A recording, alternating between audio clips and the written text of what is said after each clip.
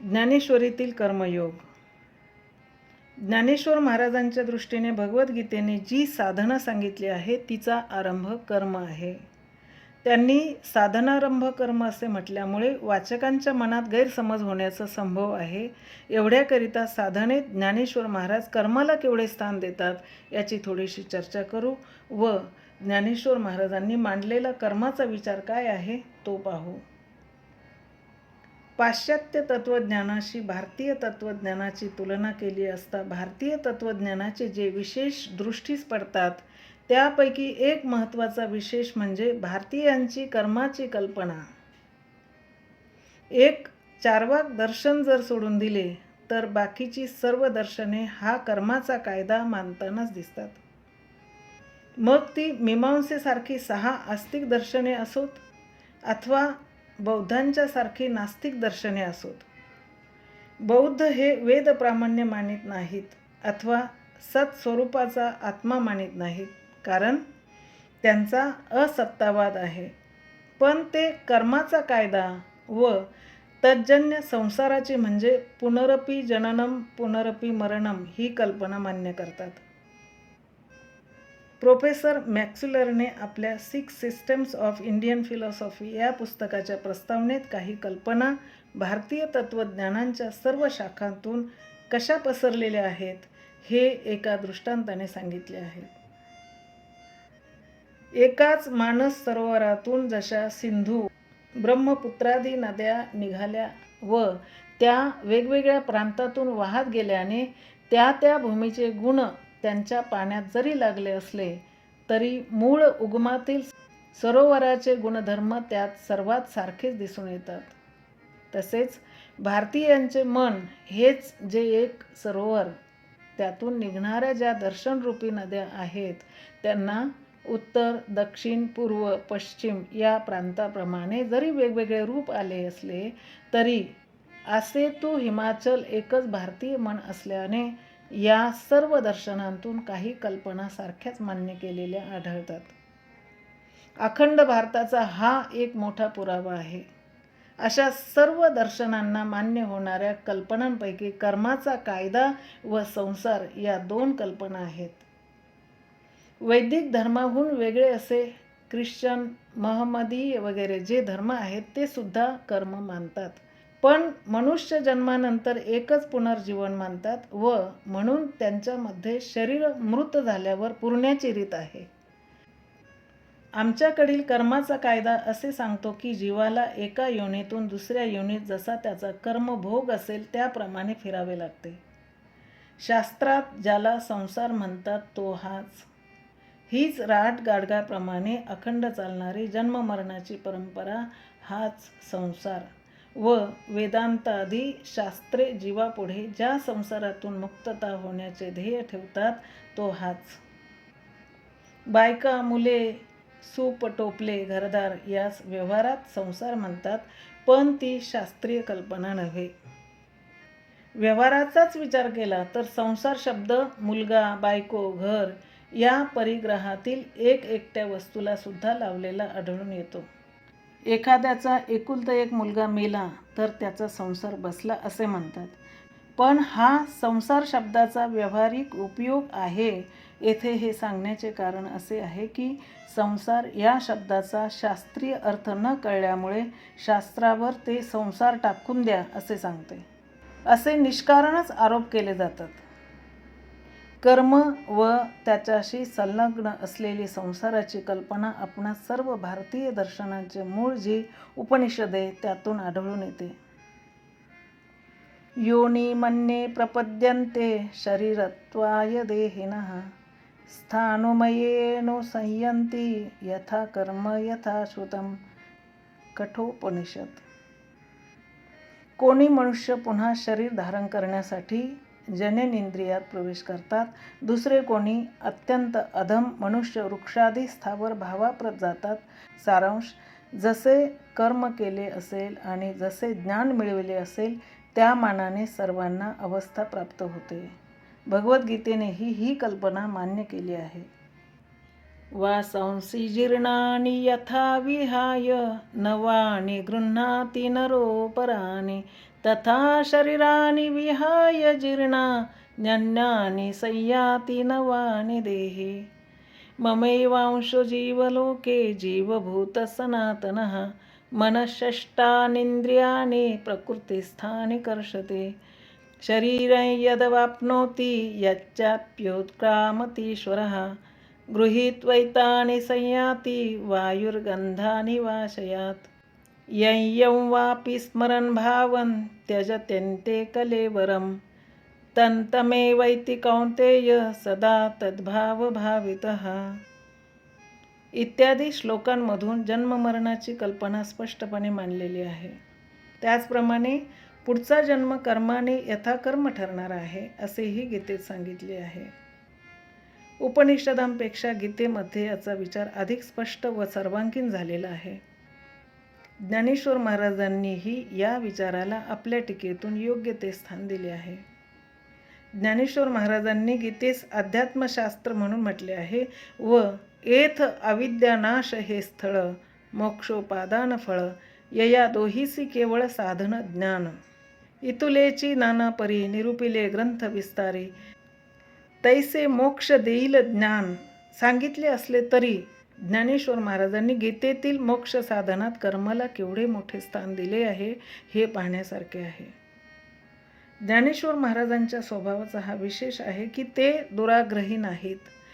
स्वतः नाथ पंथातले अधिकारी पुरुष असताना गीतेत कुंडलिनी योग सांगितला आहे असा आग्रह धरण्याचा हेकडपणा ते करीत नाहीत. त्यांची समन्वयाची पद्धती वेगळीच आहे. गीतेचा अर्थ जो आपणास वाटतो तो मांडताना शब्दाचे अर्थ फिरविणे यासारख्या गोष्टी ते करीत नाहीत. याचे एक ठळक उदाहरण म्हणून देतो.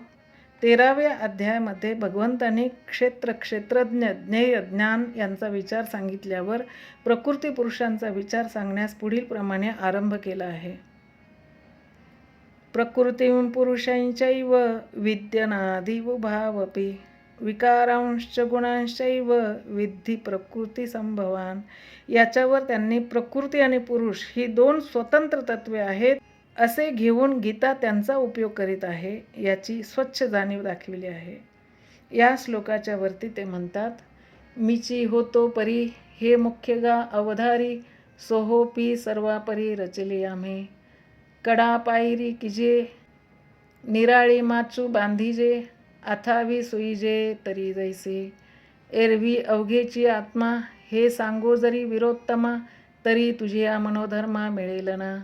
म्हणून एकची संचले चतुर्धा आम्ही केले जे अढळपण देखिले तुझे प्रज्ञे पै बाळ जै जेविजे तै घासू विसाठई कीजे तैसे एकची चतुर्व्याजे कथिले आम्ही. एक क्षेत्र एक ज्ञान एक ज्ञेय एक अज्ञान हे भाग केले अवधान जाणोनी तुझे. आणि ऐसेनेही पार्था जरी हा अभिप्राव तुझा हाता नये तरी हे व्यवस्था एक वेळ सांगो. आता चौठाही न करू एकही मनोनी न सरू आत्मानात्मया धरो सरिसा पाडो.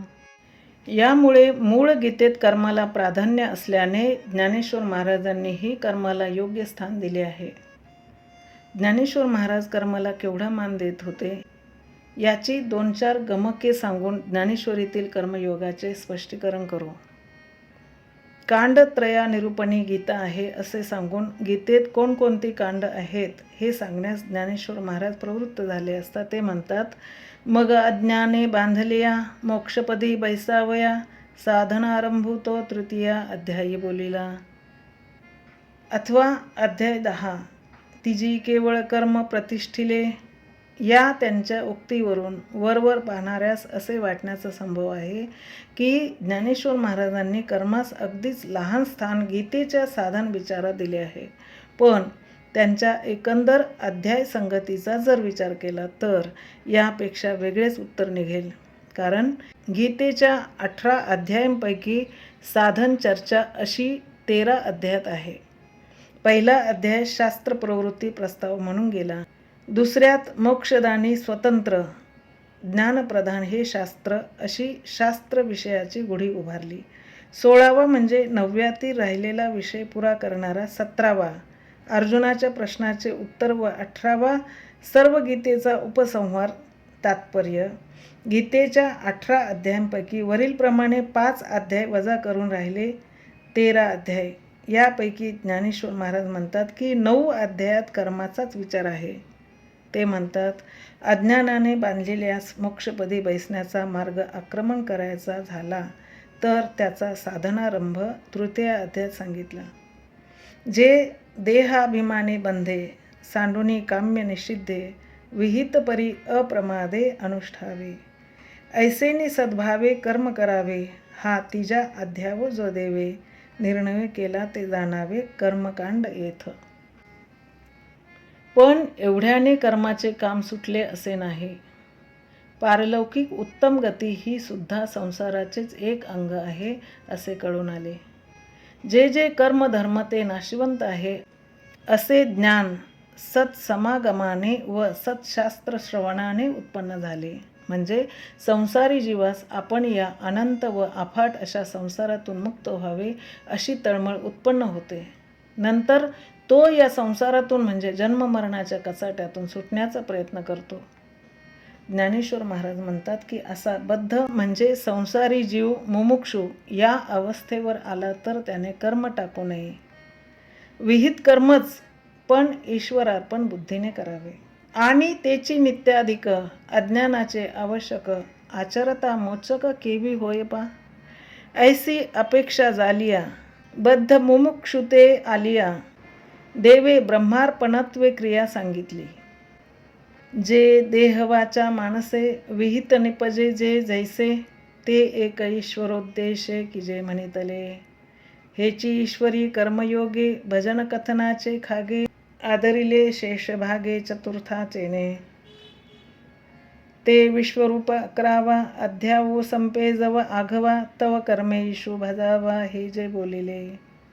ते अष्टाध्यायी उघड जाण येथक देवताकांड शास्त्र सांगत असे आड मोडूनी बोले. गीतेत वेगवेगळ्या प्रकारच्या भजनांचा म्हणजे भक्तीचा विचार आला आहे.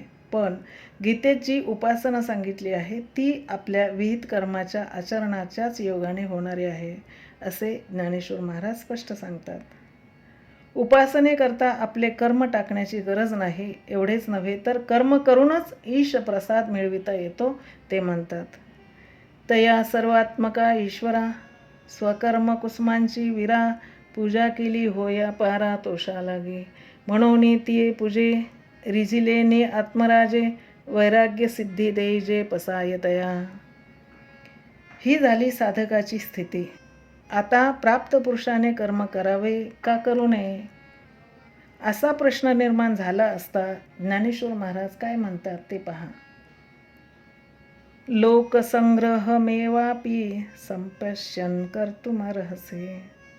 या प्रसिद्ध श्लोकावर लिहिताना ते म्हणतात, अर्जुना, एवढ्याकरिता प्राप्त पुरुषाने कर्माविषयी कळकळ बाळगावी. कारण त्याचा आणखी एक मोठा उपयोग आहे. तो असा की आपण कर्माचे आचरण करीत असता अनायसे अज्ञानी जीवांना मार्गदर्शन घडेल. त्यांना कसे वागावे हे कळेल. त्यांच्या राहणीला वळण लागेल व ते अज्ञानी योग्य मार्गदर्शनाच्या अभावी जे भ्रष्ट झाले असते तो अप्रसंग अनायसे टळून जाईल. एवढ्याकरिता प्राप्त पुरुषाने कर्म टाकू नये, करीत राहावे. ते पुढे स्वच्छ म्हणतात, देखे प्राप्तार्थ झाले जे निष्कामता पावले तयाही कर्तव्य असे उरले लोका लागे. जे पुरुष नैष्कर्म्य स्थितीला प्राप्त झाले आहेत त्यांनीही लोकांच्या करिता कर्म करणे शिल्लकच आहे. त्यांच्यावर लोकोद्धाराची जबाबदारी असल्याने अज्ञानांना स्वतः कर्म आचरण करून मार्गदर्शन करण्याची जबाबदारी त्यांनी टाळता कामा नये. ज्ञानेश्वर महाराजांनी पुढे एक मोठा उत्कृष्ट दृष्टांत दिला आहे. ते म्हणतात, आंधळ्यांची मालिका भीक मागण्यास निघाली की त्या सर्व आंधळ्यांच्या पुढे एक डोळस असतो. आता दृष्टी असल्याने तो डोळस मनुष्य मनात आणल्यास मेलगाडीच्या वेगाने धावत जाऊ शकेल, पण तो जात नाही. कारण त्यास ठाऊक आहे की जर आपण अशा वेगाने चाललो तर मागून येणारी आंधळ्यांची मालिका कोलमडून पडेल. तसेच ज्ञान्यांनी विचार करणे आवश्यक आहे की आपण जरी को विधिही को निषेधः या स्थितीस प्राप्त झालेले असलो तरी आपली वागण्याची रीत पाहून येणारा समाज या स्थितीस प्राप्त झाला आहे का? नसेल तर त्यांना घेऊन चालण्याकरिता नैष्कर्म्य स्थितीस प्राप्त झालेल्यांनीही बद्धांप्रमाणेच वागून त्यांना मार्गदर्शन करावे. त्यांनी जर असे केले नाही तर अज्ञानांना इह परलोकी कल्याण करणारा धर्म कळणार नाही. म्हणून ज्ञाते संत जे आहेत त्यांच्यावर विशेष जबाबदारी आहे. त्यांनी सत्कर्मांचे आचरण केलेच पाहिजे. मार्गी अंधा सरिसा पुढे देखनाही चाले जैसा अज्ञाना प्रकटावा धर्म तैसा आचरोने. हा गा ऐसे जरी न कीजे अज्ञाना काय उमजे तिही कवने परी जाणीजे मार्गाते या. येथ वडील जे जे करीती तया नाम धर्मो ठेविती तेची येर अनुष्ठिती सामान्य सकळ. हे ऐसे असे स्वभावे म्हणून कर्म न संडावे विशेषे आचरावे लागे संते. भगवंतांनी अर्जुनाला गीतारूपी उपदेश केला व शेवटी कश्चिदेतत् श्रुतं पार्थ त्वयेकाग्रेण चेतसा असा प्रश्न केला. या प्रश्नाचे समर्थन सामान्यतः अगदी सोपे आहे. सद्वैद्य हा जसा आपल्या औषध योजनेचे फळ रोग्याच्या चेहऱ्यावर दिसत असून सुद्धा रोग्याकडून काढून घेण्याकरता कसे आहे, बरे आहे ना वगैरे विचारतो, तसेच अर्जुनाकडून त्याचे कार्य झाले किंवा नाही हे काढून घेण्याकरिता त्यास प्रश्न केला असे सहज सांगता आले असते.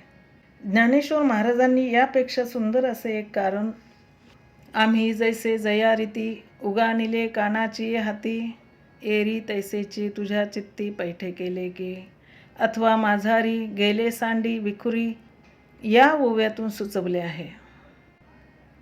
पिठी साखरेचा पुडा घरी घेऊन जाणाऱ्या मुलाला पुड्याच्या कागदाला पडलेली बारीक तड न कळल्यामुळे पुड्यातील साखर रांगोळीसारखी बारीक गळत चालावी व घरी पोरगा येईपर्यंत पुडा अर्धा व्हावा, तसे तर अर्जुनाला झाले नाही ना, असा भगवंताच्या विचारण्यातला एक भाग होता. पण ज्ञानेश्वर महाराजांच्या मते हेही कारण वरवरचेच आहे.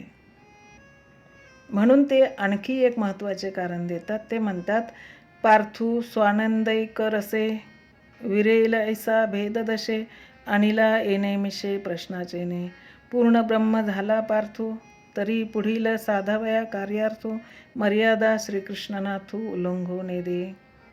एरवी आपुले करणे सर्वज्ञ काय तो नेणे परी केले पुसणे याची लागे. एथ करोनिया प्रश्न नसतेची अर्जुनपण अनोनिया झाले पूर्णपण ते बोलवी सोये. ज्ञानेश्वर महाराजांच्या तत्वज्ञानात ज्ञान व कर्म यांचा सामान्यतः लोक समजतात तसा विरोध नाही. ते गीता ही संन्यासपर मानित नाहीत. स्वानंद रसात बुडून जाऊन अर्जुन कर्तव्यपरामुख होईल हे देवाला बरे वाटत नव्हते. आपण उपदेश करण्यापूर्वी तो मोहाने कर्तव्य सोडून चालला होता, आता ज्ञानाने कर्तव्य सोडून चालला. पण फलदृष्ट्या या दोहात फारसा फरक नाही. ज्ञानेश्वर महाराजांना हे नको होते, कारण ज्ञान प्राप्त झाल्यावर अर्जुन हा आनंद रसात बुडून कर्तव्य विसरेल आणि कर्तव्य परिपालन होणे तर अवश्य. म्हणून भगवान त्याला अर्जुनपणावर आणून त्याला कर्म करण्याची आठवण करून देत आहे. केवढी ही ज्ञानेश्वर महाराजांची कर्मयोगावरील निष्ठा. आणखी एक गमक. श्रीकृष्णाच्या यावर दिलेल्या प्रश्नाला अर्जुनाने दिलेल्या उत्तरात आहे. अर्जुन देवाला म्हणतो, आपणची होणी ब्रह्म सारिजे कृत्याचे काम मग किजे का निस्सीम सेवा जयाची. तो तू माझा जी निरुपचारू श्रीकृष्ण सेव्य सद्गुरू मा ब्रह्मतेचा उपकारो हाचे कामाने. जे मज तुम्हाड होते भेदाचे कवाड ते फोडोनी केले गोड सेवा सुख. तरी आता तुझी आज्ञा सकळ देवाधिदेवर आज्ञा करी न देय अनुज्ञा भरतीय विषयी. ब्रह्मत्वाला पावल्यावर कर्म टाकून स्वस्थ बसणे ही गीतेची अंतिम ध्येय स्थिती नव्हे. गीता ही दिव्य कर्म करीतच राहावे असा संदेश देणारी आहे, असे ज्ञानेश्वर महाराजांनी काढलेले गीतेचे सार आहे. ज्ञानेश्वर महाराज कर्माविषयी इतका आग्रह धरतात, त्याचे मूळ गीतेत जे तत्त्वज्ञान घेऊन नीतीचा व्यवहार सांगितला आहे त्यात आहे. गीता असे सांगते की देहधाऱ्याकडून कर्माचा त्याग संभवतच नाही. नहि देहभृता शक्यं त्यक्तुं कर्माण्यशेषतः. यावर लिहिताना श्री ज्ञानेश्वर महाराजांनी विनोदाने आरंभ केला आहे. ते म्हणतात, अरे अर्जुना, देहाची मूर्ती प्राप्त झाल्यानंतर आपणास कर्म करावे लागते, याबद्दल विषाद मारणारा हा गावंढळ आहे. अरे, शरीराला आल्यानंतर कर्म कधी सुटणार आहे काय? ज्ञानेश्वर महाराज पुष्कळ वेळेला वेदांत प्रक्रिया स्पष्टपणे न सांगता ती मनात धरून दृष्टांत देतात. त्यांनी दिलेले दृष्टांत देतो व मग त्यांच्या पाठीमागचा थोडासा विचार देतो. ज्ञानेश्वर महाराज म्हणतात, आणि हागा सव्यसाची मूर्तीची होवणी देहाची, खंती करीती कर्माची ते गावंडेगा. मृतिकेचा विटू घेऊन काय करील घटू, केवता ताथू पटू सांडील तो. तेवीची वह्नित्व अंगी, आणि उभे उबगणे आगी, तो दीपू प्रभे लागी द्वेषू करील काही. हिंगू त्रासीला घाणी, तरी कैचे सुगंधत्व आणि, द्रवपण सांडूने पाणी केवी राहे ते. तैसा शरीराचे ने आभासे, नांद तू जव असे, तव कर्म त्यागाचे पिसे काहीसे तरी. ह्या ओव्या इतक्या सोप्या आहेत की त्या सर्वांचे भाषांतर करून सांगण्याची आवश्यकता नाही. ज्ञानेश्वर महाराज म्हणतात, मातीचा घडा आहे, त्याला मातीचा वीट आला तरी काय उपयोग? वस्त्राला धाग्याचा कंटाळा आला तरी उपयोग काय? त्यांची स्थितीच अनुक्रमे मातीवर व धाग्यावर आहे. तसाच कर्माचा व शरीराचा संबंध आहे. शरीराचे उपादान कारण कर्म आहे. ज्या कारणाचा कार्यात प्रवेश असतो त्याला कार्याचे उपादान कारण म्हणतात. त्याहून भिन्न दुसरे एक निमित्त कारण असते. एकदा कार्य निष्पन्न झाले म्हणजे ते आपल्या स्थितीकरिता निमित्त कारणावर अवलंबून नसते. एकदा मडके तयार झाले, मग कुंभार मेला, चाक मोडले तरी हरकत नाही, मडके जसेच्या तसेच राहते. उपादान कारणाचे तसे नाही. उपादान कारणाविना कार्य राहू शकत नाही. कोणत्याही अवस्थेत कार्य हे उपादान कारणावरच अवलंबून असते. वेदांत शास्त्राच्या दृष्टीने शरीराचे उपादान कारण कर्म आहे. ज्ञानेश्वर महाराज म्हणतात, जन्माला म्हणजेच शरीराला कारण कर्म आहे. अगा कर्मे जै उरावे, तै तिही सुखदुःखी फळावे, आणि तया ते भोगावया यावे देहा एका. शरीर हे सुद्धा एका दृष्टीने अग्निरथच आहे. यातील अग्नी का गेला की फक्त ओला चिखलच मागे उरला. उपनिषदांमध्ये शरीराला रथ म्हटलेच आहे. आत्मानं रथिनं विद्धि शरीरं रथमेव तु, बुद्धिं तु सारथिं विद्धि मन प्रग्रहमेव च. कठोपनिषद. तात्पर्य, रथात बसलेल्या मनुष्याला इच्छा असो वा नसो रथाबरोबर हिंडावेच लागते. त्याचप्रमाणे शरीरात येऊन राहिलेला जो जीवात्मा त्याला शरीराबरोबर कर्म करीतच राहावे लागते. कारण त्याने काही करायचे नाही असे जरी म्हटले तरी शरीराकडून कर्म होतच राहणार. ज्ञानेश्वर महाराज म्हणतात की जीवाने कर्म करायचे नाही असे जरी ठरविले तरी त्याच्या स्थूल सूक्ष्म संघाताकडून होणाऱ्या ज्या क्रिया आहेत त्यापैकी कोणती बंद पडणार आहे? डोळ्याचे पाहणे थांबणार आहे का? कानाचे ऐकणे थांबणार आहे? पायांचे चालणे थांबेल का? श्वासोच्छ्वास थांबतील का? मनाचा संकल्प थांबेल? सांगे श्रवणी ऐकावे ठेले, की नेत्रीचे तेज गेले, हे नासा रंध्र बुजाले परिमळू निघे. ना तरी प्राणापान गती, की निर्विकल्प झाली मती, की क्षुधा तृष्णादी आरती कुंटलिया. हे स्वप्नावबोधू ठेले, की चरण चालो विसरले, हे असो काय निमाले जन्म मृत्यू. तात्पर्य, शरीराचे उपादान कारण कर्म असल्याने शरीर आहे तोपर्यंत कर्म होतच राहणार. डोळ्यांचे बघणे, कानांचे ऐकणे, श्वासोच्छ्वास घेणे इत्यादी कर्मे होतच राहणार. मग थांबणार काय अथवा सोडणार काय? याबाबत ज्ञानेश्वर महाराजांनी एक मोठा उत्कृष्ट दृष्टांत दिला आहे. कपाळ शरीराबरोबर प्राप्त झाले आहे. आपण त्यावर गंध लावतो, म्हणून आपणास लावलेले गंध बरे वाटले नाही तर ते पुसून पुन्हा लावता येते. ते पुन्हा लावलेले गंध पसंत पडले नाही तर पुन्हा पुसून दुसरे लावता येते. तसे कपाळाचे करता येईल काय? आपण लाविजे टिळा, म्हणोनी पुसो ये वेळोवेळा, मा घाली फेडी निडळा का करू ये गा. याप्रमाणे आपल्या वाट्याला आलेले विहित कर्म आपण आरंभिले तर होणारे असल्याने त्यास आरंभ करता येईल अथवा टाळता येईल. पण देहाच्या रूपाने कर्मच उभे असल्याने देह आहे तोपर्यंत कर्मास कसे टाळता येईल? तोपर्यंत कर्मास कसे टाकता येईल? मी कर्म करीत नाही असा आग्रह मात्र उरेल. मी कर्म करीत नाही असा निश्चय हेही बुद्धीचे कर्मच आहे. कर्म होतच राहणार.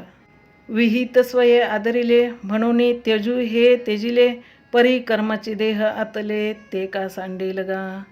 जे श्वासोच्छ्वास वेरे होत निजल्यावरी, काही न करण्याची परी होती जयाची. या शरीराची मिसके कर्माची लागले असिगे, जिता मेलया न ठाके या रीते. मनुष्याकडून कर्माचा पूर्णतया त्याग होणे शक्य नाही.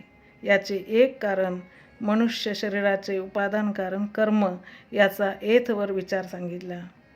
पण ज्ञानेश्वर महाराजांच्या मते यास आणखीही एक महत्त्वाचे कारण आहे व ते म्हणजे समष्टीचा विचार.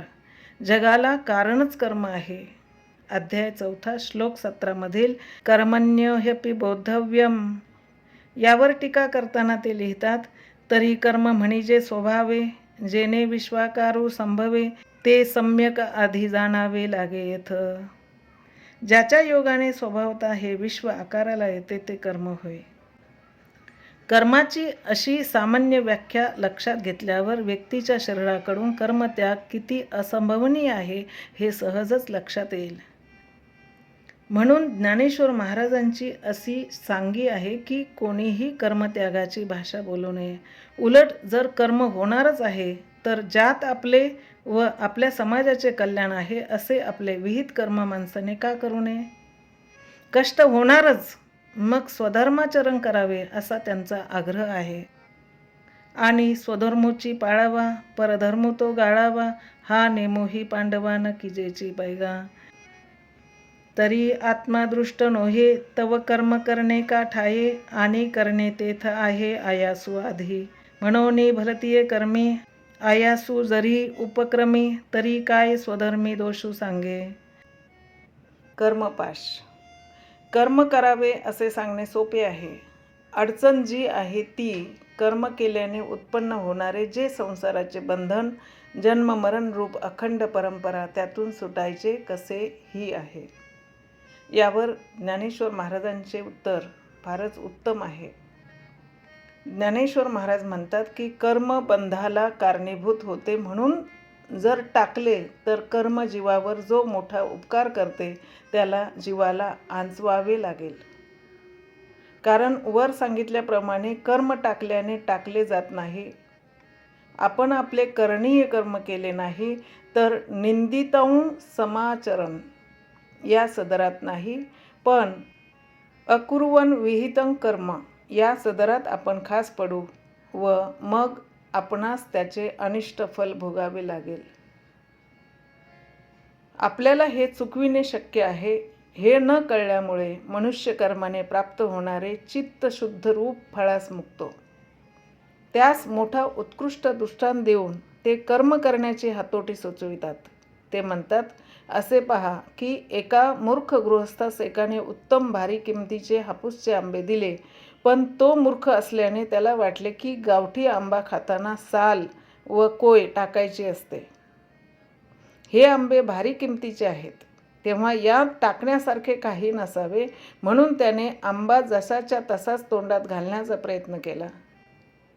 तेव्हा त्या योगाने त्याच्या तोंडात तो आंबा बुचासारखा बसून आतला श्वास आत व बाहेरचा बाहेर अशी त्या मूर्ख मनुष्याची स्थिती होऊन तो मनुष्य आंब्याच्या मधुर रसास नुसता पारखा झाला एवढेच नव्हे तर मृत्यूपंथास लागला.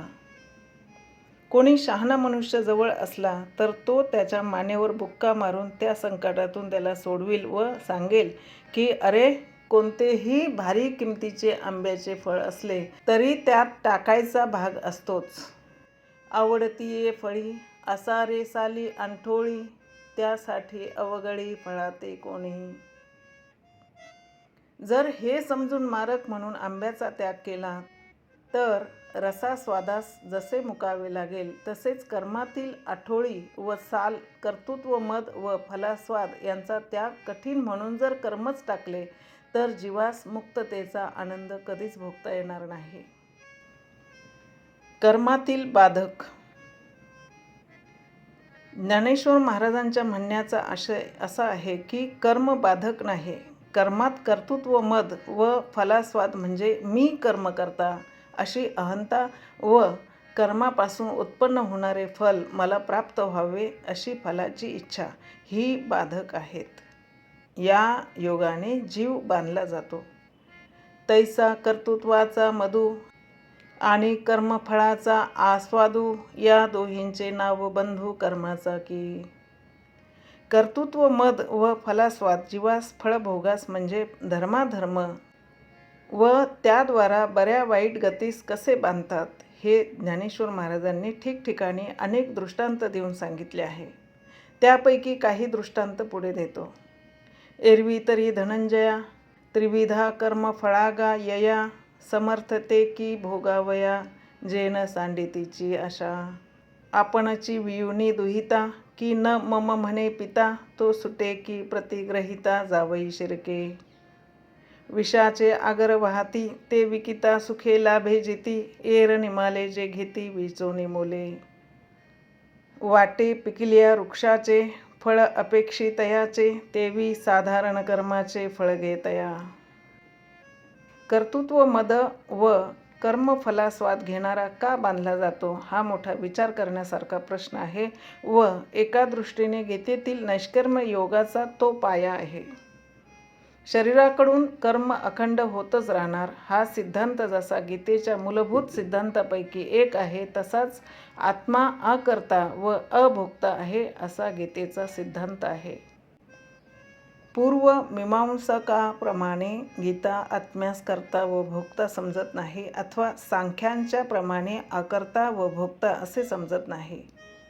आत्मा हा शरीरात राहतो असे दिसत असताना व शरीर व्यापार करीत असताना सुद्धा आत्मा अकर्ता व अभोक्ताच असतो. मुळात आत्मा अकर्ता. परी अविद्या आपुल्या देही आहे जैका.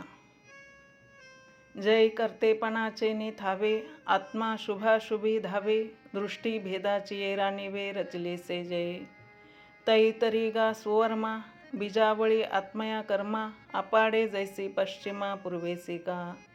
नातरी आकाशा का आभाळा, सूर्या आणि मृगजळा, बीजावळी भूतळा वायुसी जैसे. पांघरोनी नईचे उदक, असे नईची माझी खडक, परी जाणीजे का वेगळीक कोडीची ते. पार्थागा तेतुलेनी माने, आत्मेनिशी कर्मसिने, येर आत्मतत्व उदासीन, ते ना हेतू ना उपादान, ना अंगे करी संवाहन कार्यसिद्धीचे. तेथ शुभाशुभी अंशी, निफजती कर्मे ऐसी, राती दिवो आकाशी जियापरी. तोय तेज धुमू, यया वायुसी संगमो, जालिया होय अभ्रागमो व्योमते नेने. नाना काष्टी नाव मिळे, ते नावडेनी चळे, चालविजे अनिळे उदकते साक्षी. का कवणे एके पिंडे, वेचिता अवतरे भांडे, मग भवंडीजे दंडे भ्रमे चक्र. आणि कर्तृत्व कुलालाचे, तेथ काय ते पृथ्वीयेचे, आधारा वाचू निवेचे विचारे पा. हेही असो लोकांच्या, राहटी होता आघविया, कोण काम सवितया अंगाले. तैसे पाच हेतू मिळणी, पाचेची इही कारणे, की जे कर्मलतांची लावणी आत्मासीना. गीतेची जी आत्म्याची कल्पना आहे ती अशी की तो स्थूल सूक्ष्म कारण संघाताहून वेगळा आहे. आत्मा शरीर नव्हे, तो गुणात्मक नव्हे. शरीर त्रिगुणाचे बनले आहे. आत्मा व शरीर यात, जिवंत आणि मेलेला यात जितके अंतर आहे तेवढे आहे. अनादित्वात् निर्गुणात्वात् परमात्मायमव्ययः शरीरस्थोऽपि कौन्तेय न करोति न लिप्यते. गीता. आत्मा हा निर्गुण, निरुपाधिक, अनंत, अद्वय व ज्ञानघन असल्याने त्याच्या ठिकाणी स्वभावतःच कोणतीच क्रिया संभवत नाही. देश परिच्छेद रहित जे आकाश, त्याच्या ठिकाणी जाणे येणे, घेणे देणे वगैरे क्रिया संभवत नाही. मग गगनाचेही पांघरून जे आत्मतत्व, त्या ठिकाणी कुठले क्रियाकर्म असणार. तेथ स्वभावे धनंजया, नाही कोणीच क्रिया, मनोनी प्रवादू तया नैष्कर्म्यो ऐसा.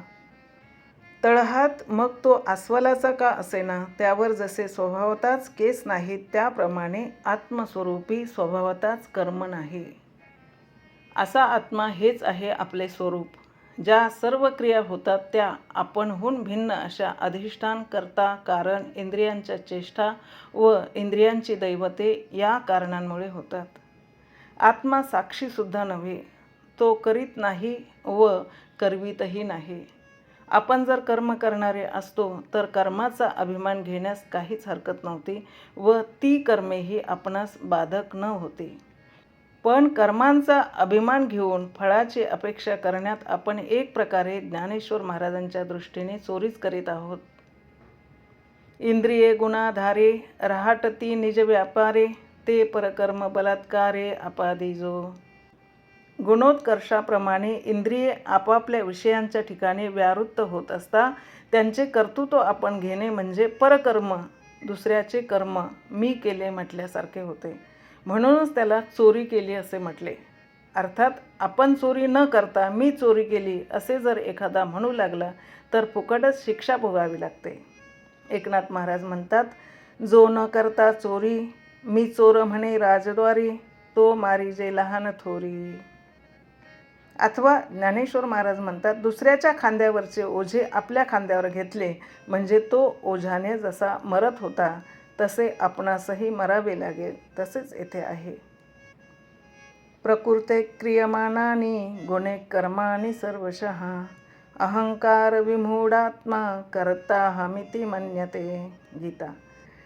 देखे पुढिलांचे ओझे, जरी आपुल्या माथा घेईजे, तरी सांगे कान दाटीजे धनुर्धरा. तैसी शुभाशुभे कर्मे, जिये निपजती प्रकृती धर्मे, तिये मूर्खमती भ्रमे मी करता म्हणे. तात्पर्य, कर्तृत्वाभिमानाने व कर्मफलाशयने जीवात्मा कर्मफळाच्या खुंटीस बांधला जातो.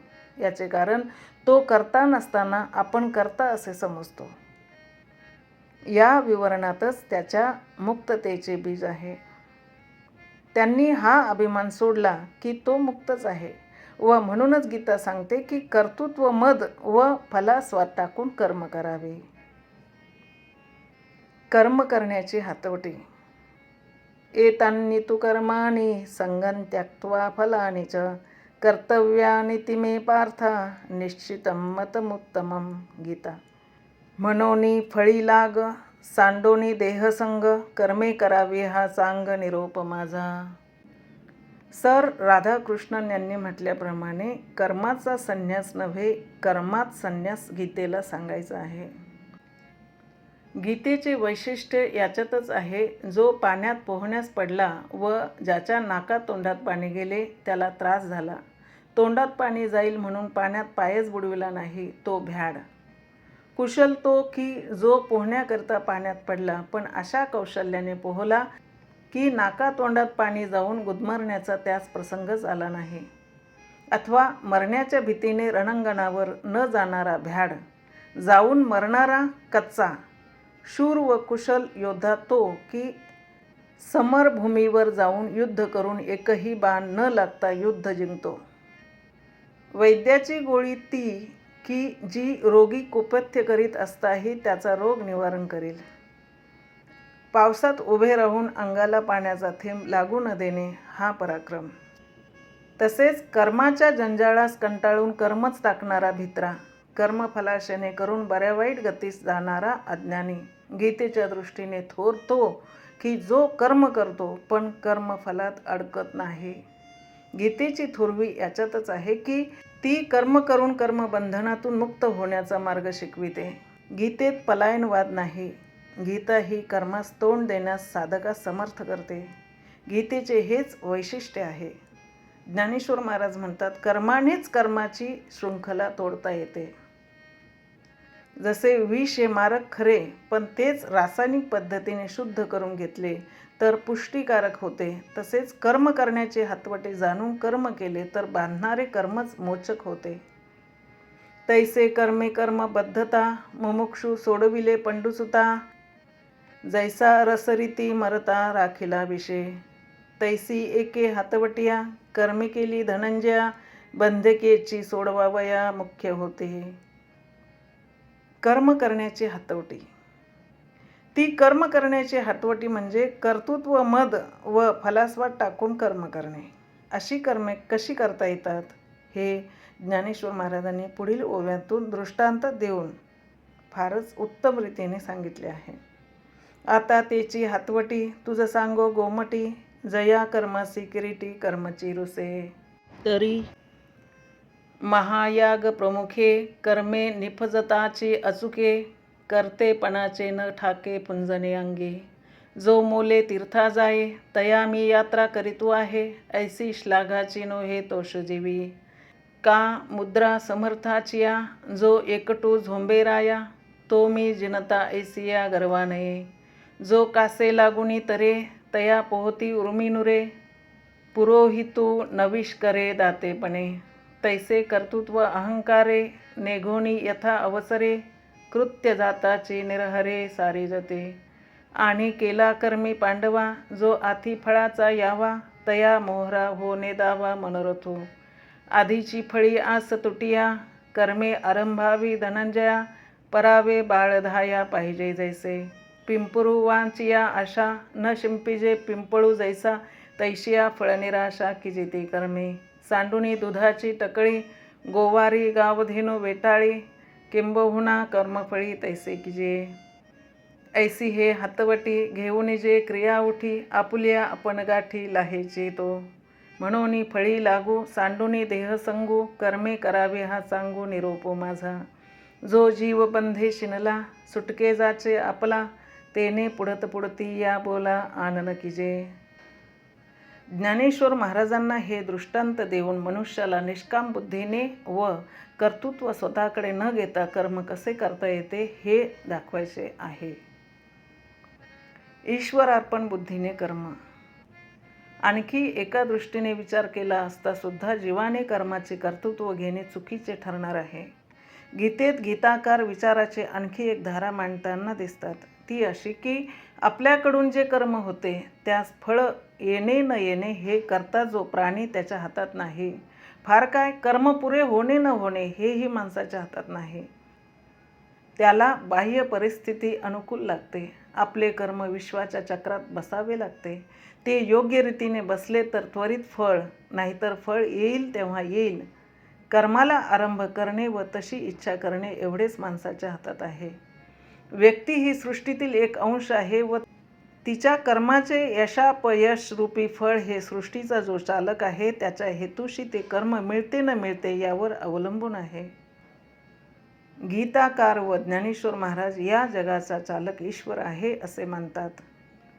त्याच्या सत्तेने व प्रकाशाने हे जगत चक्र फिरते आहे असा त्यांचा सिद्धांत आहे.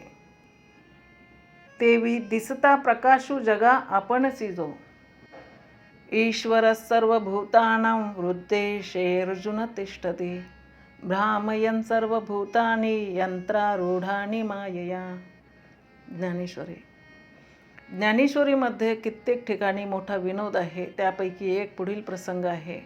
भगवान श्रीकृष्ण गीतेच्या अगदी प्रारंभीच अर्जुनाला म्हणत आहेत, अशोचानन्वशोचस्त्वं. गीता. यावर ज्ञानेश्वर महाराजांनी मोठा विनोद केला आहे. भगवान म्हणतात, अर्जुना, आम्ही आजपर्यंत असे समजत होतो की या जगाचा नियंता समर्थ ईश्वर म्हणून आहे. जन्म मृत्यू ह्या त्याच्या सत्तेने घडणाऱ्या गोष्टी आहेत. पण ईश्वराच्या जागी तुझी नेमणूक होऊन तुझ्या हातात जन्माला घालवायची व तेथून नाहीशी करायची सत्ता केव्हापासून आली ते आम्हास ठाऊक नाही. पण तुझ्या बोलण्यावरून असे दिसते की ही सत्ता तुझ्या हातात आली आहे. येथ समोरत्वे काथी तयापासून भूते होती, तरी हे वायाचे काय बोलती जगा माझे. हो का सांप्रतैसे जाहले, जे हे जन्म मृत्यू तुवा सृजिले, आणि नाशू पावे नाशिले तुझे काही. म्हणूनच गीतेमध्ये कर्माच्या कर्तेपणाची व फळाची मालकी ईश्वरावर सोपून आपण मोकळे व्हावे असे सांगितले आहे. कर्मात यश आले तरी देवाच्या मनात होते म्हणून, नाही आले तरी त्याच्या मनात नाही म्हणून कर्म करणे एवढेच आपले कर्तव्य. कर्मण्येवाधिकारस्ते मा फलेषु कदाचन. म्हणूनच सुख दुःखे समे कृत्वा लाभा लाभो जया जयो, ततो युद्धाय युज्यस्व नैवं पापमवाप्स्यसे. गीता. या विचाराचा प्रपंचात फार मोठा उपयोग आहे. मनाच्या समाधानाला कारण होणारा असा हा विचार आहे. मनुष्य मोठ्या उत्साहाने व आशेने कर्म करतो, पण त्याच्या इच्छेप्रमाणे त्याच्या कर्माला फळ येतेच असे नाही. कित्येक वेळा तर अगदी उलट असेच फळ आलेले दिसते व त्यामुळे मनुष्य निराश होऊन आपले कर्तव्य कर्म टाकण्यास उद्युक्त झालेला दिसतो. गीता सांगते की मानवात फळ हमखास निर्माण करण्याची शक्ती नाही. मनुष्य हा मर्यादित शक्तीचा आहे.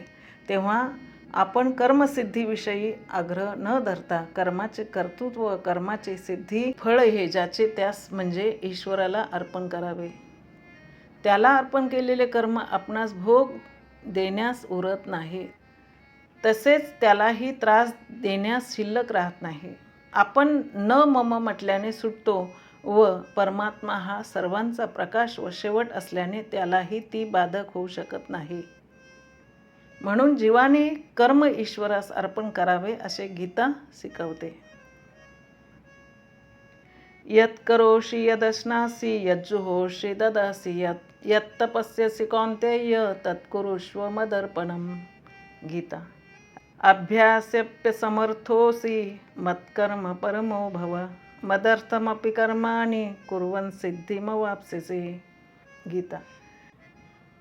यत प्रवृत्तिर्भूतानि येन सर्वमिदं ततं, स्वकर्मणा तमभ्यर्च्य सिद्धिं विन्दति मानवः. गीता. तया सर्वात्मका ईश्वरा, स्वकर्म कुसुमांची विरा, पूजा केली होय अपारा तोषा लागे. शिवाय कर्म ईश्वरार्पण करण्यामध्ये समत्व निर्माण होते. गीता ही अधिकार भेद जाणते व याचकरिता गीतेत प्रामुख्याने गुणकर्म विचार सांगितला आहे.